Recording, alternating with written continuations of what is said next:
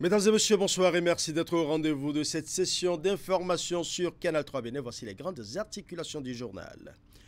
La communauté internationale célèbre demain 1er mai 2024 la journée internationale du travail. Le Bénin ne restera pas en marge de cette célébration mondiale. C'est d'ailleurs dans cette perspective que la ministre du Travail et de la fonction publique a délivré un message à l'ensemble des partenaires sociaux. Elle salue les sacrifices des travailleurs et réitère l'engagement de son département ministériel à consolider le dialogue social et la négociation collective. La teneur de son message dans un instant. La comptabilité internationale, mesures pratiques et étapes dans le système postal international, c'est le thème qui réunit à Cotonou depuis ce matin des cadres des postes africaines venus de divers horizons. C'est une initiative de l'Union postale universelle dont les travaux durent 72 heures. On retourne dans ce journal sur la cérémonie d'ouverture des assises. Nous parlerons également de la remise officielle d'un lot de matériel composé de camions-citernes, d'équipements, de protection individuelle et collective, d'effets vestimentaires et de matériel de communication. C'est un don des États-Unis d'Amérique aux forces armées béninoises. Un geste qui entre en droite ligne de la lutte concertée contre le terrorisme, de l'extrémisme violent. Le point de la cérémonie de remise des matériels dans ce journal. Voilà pour les titres, mesdames et messieurs. À nouveau, bonsoir. La communauté internationale célèbre la Journée internationale du travail ce 1er mai 2024. Au Bénin, la ministre du Travail et de la fonction publique saisit l'occasion pour rappeler les actions du gouvernement visant à améliorer les conditions de vie et de travail des partenaires sociaux. Adidiatou Matisse, à travers un message, salue les sacrifices des travailleurs et réitère l'engagement de son département ministériel à consolider le dialogue social et la négociation collective. Voici un extrait de son message. Au-delà de sa dimension symbolique et historique, la Fête internationale du travail offre également l'occasion d'évaluer les efforts consentis par le gouvernement et les résultats obtenus par rapport à la mise en œuvre des politiques publiques en vue de l'amélioration des performances socio-économiques de notre pays et des conditions de vie et de travail des travailleurs. Je voudrais saisir l'occasion pour rappeler à l'attention du patronat les recommandations du gouvernement consécutives à la revalorisation de 30% du SMIC intervenue en décembre 2022 de faire procéder dès que possible à la hiérarchisation des salaires au niveau des différents secteurs d'activité et ce, en relation avec leurs capacités financières respectives. Dans le cadre de la promotion d'un dialogue social constructif et productif, mon département ministériel a apporté un accompagnement technique au ministère ayant organisé les élections professionnelles sectorielles en vue de la détermination des organisations syndicales de base représentatives. Les résultats de ces élections ont permis de redéfinir le paysage syndical au niveau sectoriel afin d'assurer un bon fonctionnement des commissions administratives paritaires. Notre pays aborde en ce moment une période sociopolitique quelque peu sensible. L'idéal est que chaque catégorie d'acteurs reste prioritairement dans son couloir.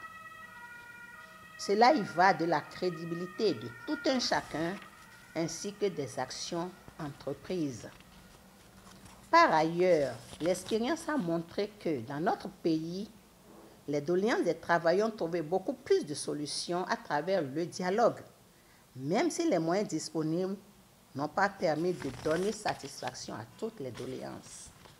J'en veux pour preuve la revalorisation substantielle des salaires et du SMIC intervenue en 2022 pour amoindrir les effets de la cherté de la vie.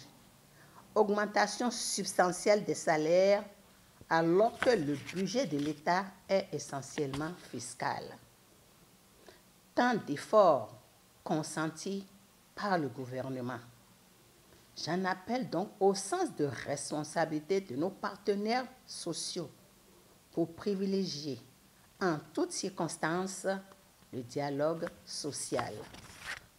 Je réitère ici l'engagement de mon département ministériel et celui du gouvernement à ne ménager aucun effort pour la consolidation du dialogue social, la culture de la négociation collective, axes fondamentaux pour la préservation de la paix et l'atteinte des objectifs du travail décent pour tous les travailleurs.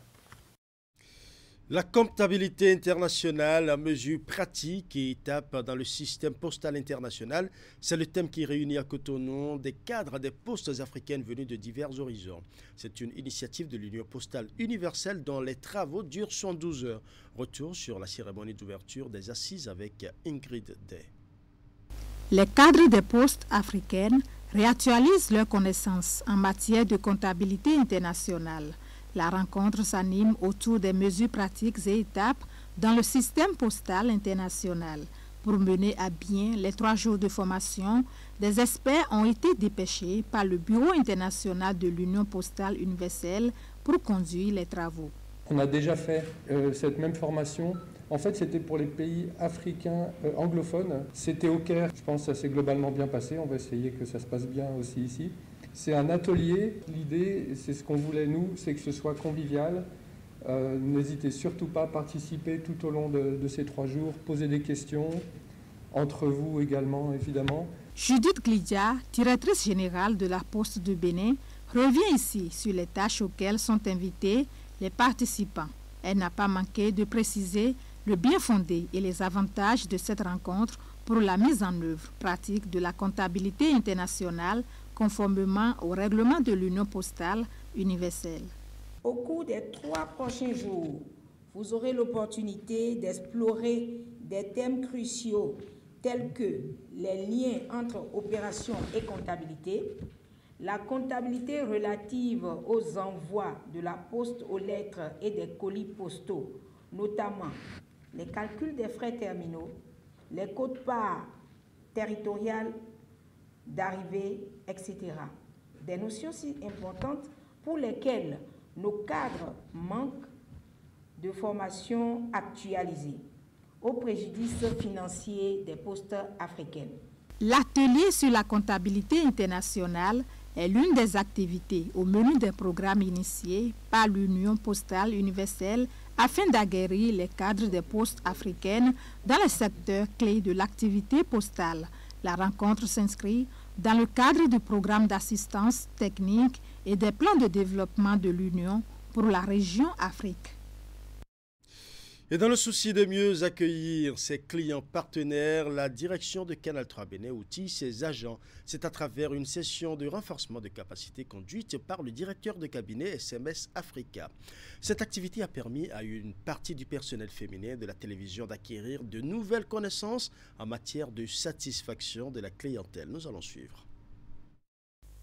Cette formation in situ est une initiative de la direction de Canal 3 qui vise à renforcer les capacités de ses agents.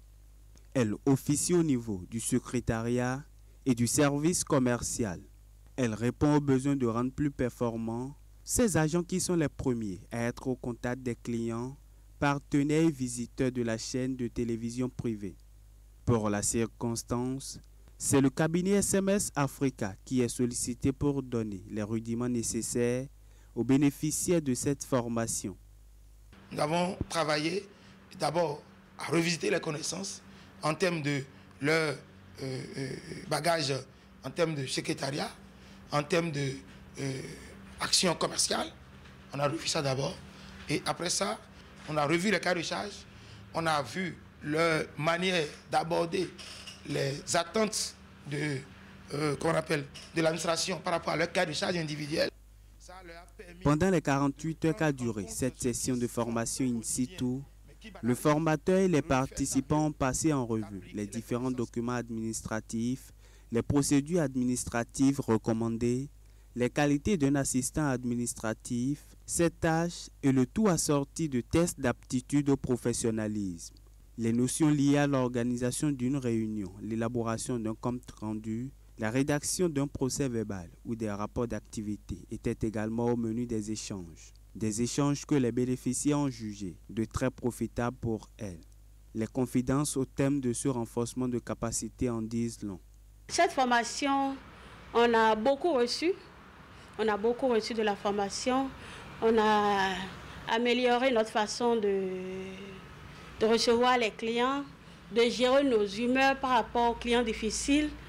Et cette formation nous a permis de tirer beaucoup de choses de la vie professionnelle et de la vie active aussi.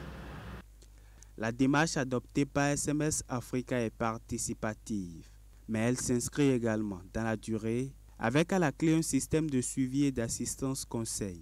Une démarche qui, selon le consultant, a souvent porté ses fruits au-delà même des attentes. C'est pourquoi il rassure tous les partenaires de la chaîne de télévision Canal 3 que les services et les prestations offertes seront davantage de qualité. Et ce qu'on a apporté aujourd'hui va amener chaque client qui rentre dans cette maison à être plus satisfait. Rassurez-vous, c'est une orientation client. Des exercices pratiques ont aussi ponctué cet atelier de renforcement de capacité pour faire de ces dames de véritables secrétaires de direction et des assistantes commerciales. Voilà, elles sont bien formées et bien aguerries. Chers clients, chers partenaires, venez désormais vers nous à Canal 3 Bénin et vous serez très bien reçus. Parlons à présent des associations régionales et départementales, des communes qui ont reçu l'appui matériel de leur fêtière, l'Association nationale des communes du Bénin. L'objectif est de permettre aux communes de disposer des moyens qu'il faut pour mieux répondre aux demandes des populations dans les mairies. La cérémonie de remise de ce matériel a eu lieu ce lundi au siège de l'ANCB dans la commune d'Abomey-Calavi. Reportage.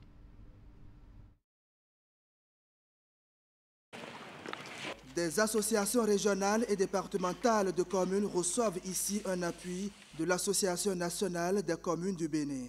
Un appui constitué de fournitures de bureaux, d'outils informatiques et de motos. L'accompagnement de l'ANCB vise à permettre aux communes d'améliorer leurs performances pour mieux servir les populations à la base. Je suis pleinement conscient que les motos, les matériels informatiques et les fournitures de bureaux que nous vous remettons aujourd'hui ne sont qu'une modeste contribution à vos efforts pour servir nos communes. Cependant, je suis convaincu qu'ils seront utilisés de manière judicieuse et rationnelle pour le bien-être et l'épanouissement de nos communautés locales.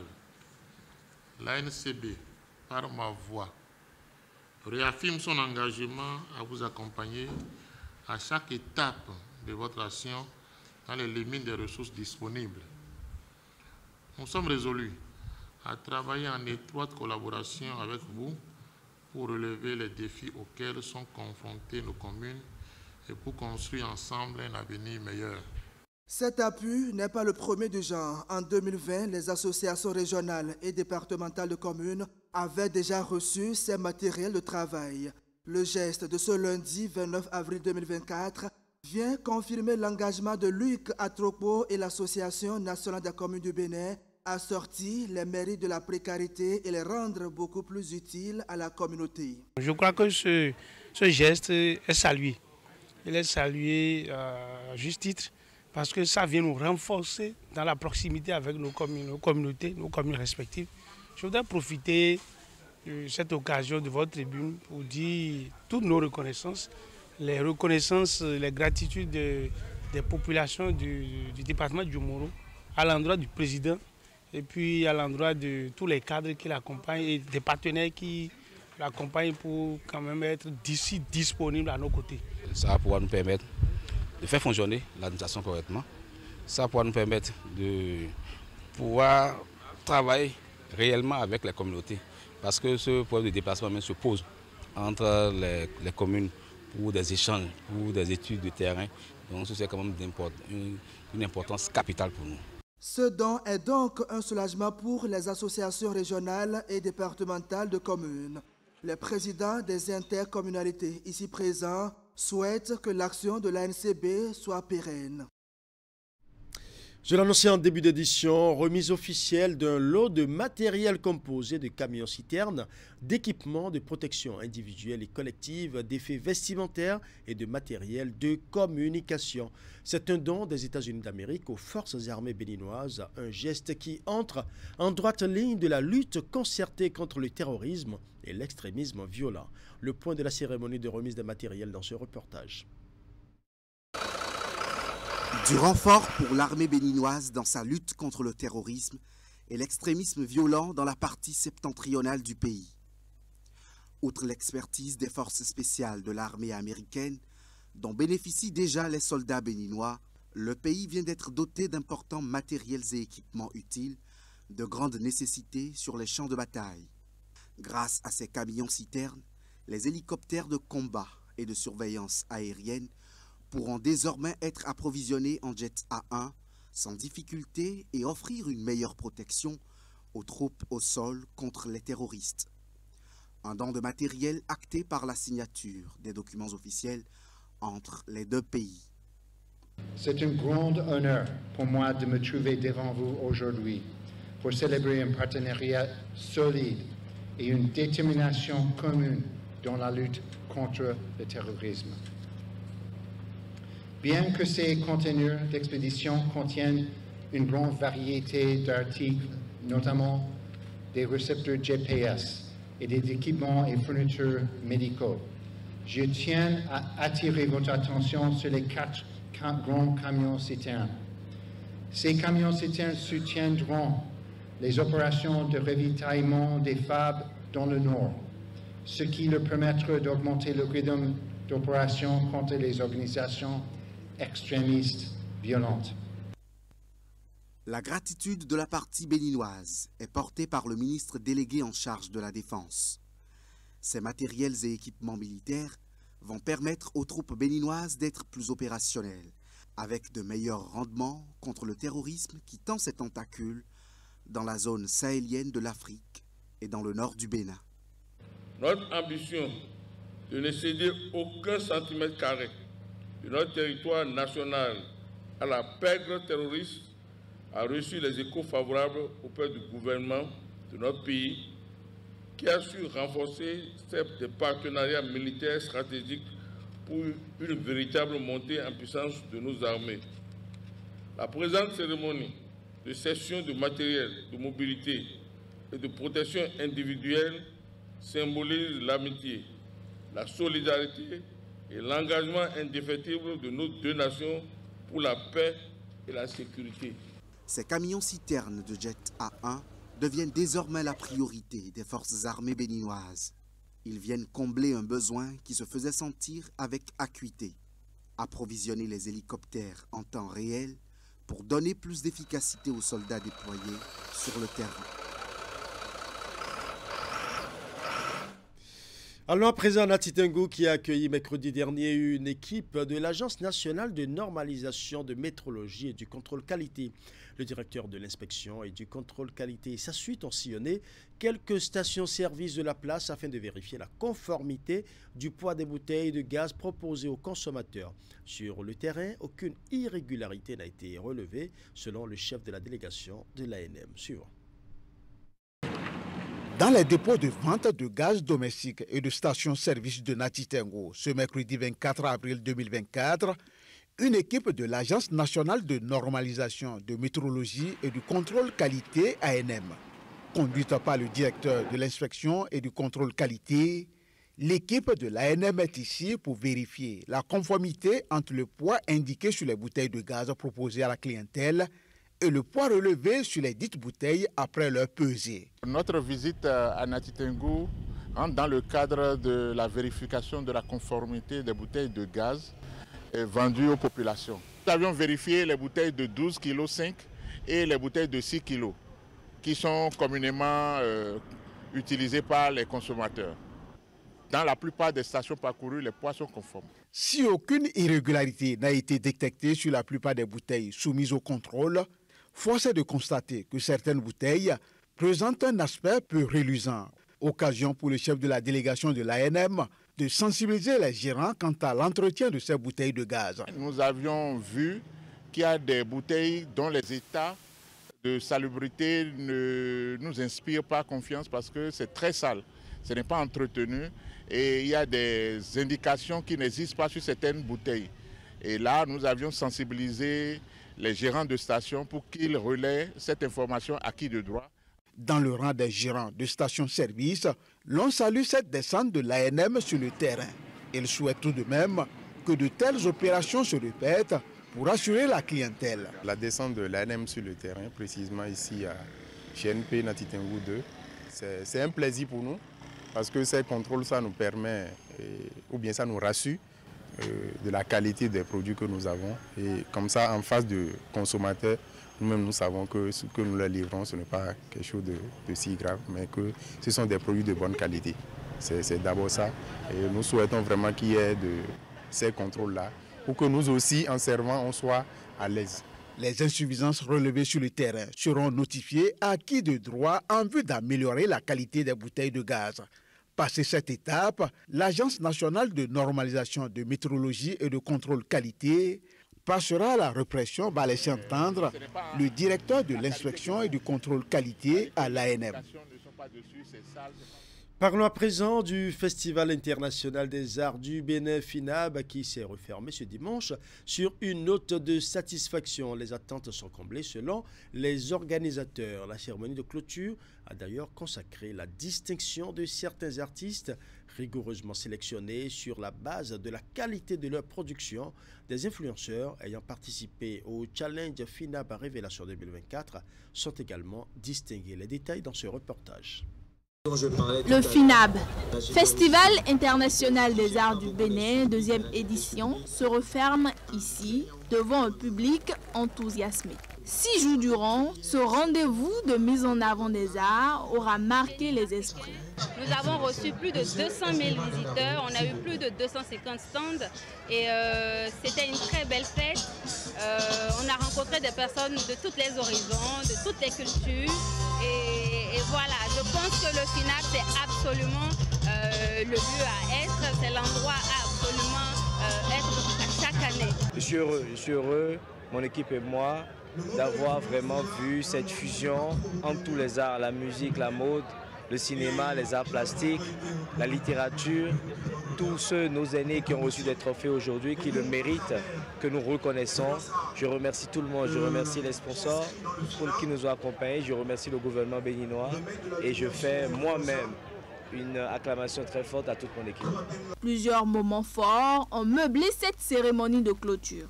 Il s'agit notamment de cette simulation de dot qui lève un coin de voile sur le mariage entre les cultures d'Abomey et Yoruba, longtemps considéré comme chose impossible. À cela s'ajoute un défilé de mode. Cette édition, c'est l'influence art qui est la nouvelle innovation. Parce que nous avons beaucoup d'artistes, nous avons beaucoup de créateurs de contenu que nous avons envie de mettre en lumière. Pourquoi? Parce que c'est grâce à ces créateurs de contenu que nos artistes arriveront à vendre leurs œuvres.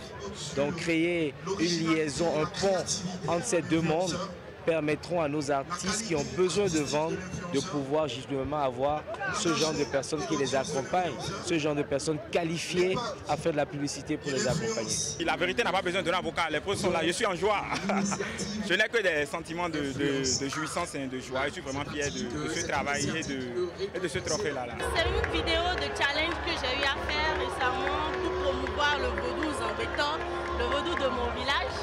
Je suis fière, voilà quoi. Le FINAB embrasse quand même cet art. Et c'est l'occasion, je pense, de féliciter le promoteur qui, ma foi, a réussi une deuxième fois encore ce festival. Et c'est le moment de féliciter aussi tous les acteurs culturels et tous les artistes qui ont participé. Ulrich Adjovi, promoteur du Festival international des arts du Bénin, promet encore plus d'innovation pour la 3e édition. Restons dans cette liesse populaire pour parler de l'Obozunkwawe dont la 3e édition a été organisée ce dimanche 8 avril 2024. C'est une fête identitaire qui réunit les fils et filles de l'Obozunkwa, une localité de l'arrondissement de Godomé, commune d'Abomey-Calavi, autour de l'unité et le développement à la base. Voici le compte rendu de Florence Bossa. Ils se sont rassemblés pour rendre grâce à Dieu à travers cette célébration eucharistique. Cette fête de retrouvailles des filles et fils de l'Obozunkwa, placée sous le signe de l'union, est une occasion de partage des joies et peines. Moment consacré aussi à la question du développement à la base des habitants et ressortissants de cette localité. Qu'une nation ne peut se développer sans une certaine visibilité locale. Il est donc souhaitable que les populations, à la base, se mettent ensemble afin de resserrer les liens de fraternité et d'amitié, de promouvoir leur culture sociale et de pouvoir défendre favorablement leurs intérêts. C'est dans cette optique que des jeunes, sages et dignitaires, habitants de Lobozokpa, ont eu l'initiative de faire asseoir une manifestation de grande envergure sociale afin de rassembler annuellement tous les habitants et ressortissants de notre cité commune Lobozokpa. D'où Lobozokpa, qui est une fête identitaire à vocation apolitique pour révéler véritablement les différentes cultures et arts de notre cité historique que prône le président Patrice Guillaume Athanase Talon. Lobozokpa est également une forme de main tendue à tous les hommes et femmes animés par la volonté d'un réel décollage de ce village de l'arrondissement d'Abomey-Calavi.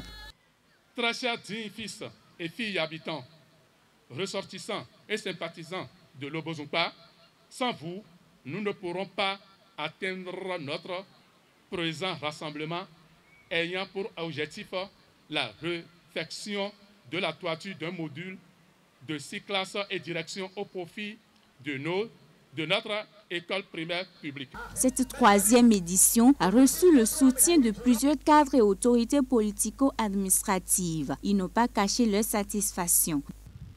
Ce qui m'a plu et qui m'a motivé à être avec vous aujourd'hui, c'est que vous avez décidé de réparer la toiture des salles de classe de l'EPP Lobozokpa. C'est une part active que vous prenez dans l'œuvre du développement de la commune d'Abomey-Calavi. Diverses activités ont meublé cette célébration. Les originaires de Lobozokpa repartent dans l'espoir de se retrouver dans un an pour une nouvelle édition. Ainsi se referme ce journal que je vous remercie d'avoir suivi. Tout le plaisir était pour moi de rester en votre compagnie. Bonne soirée à chacun et à tous.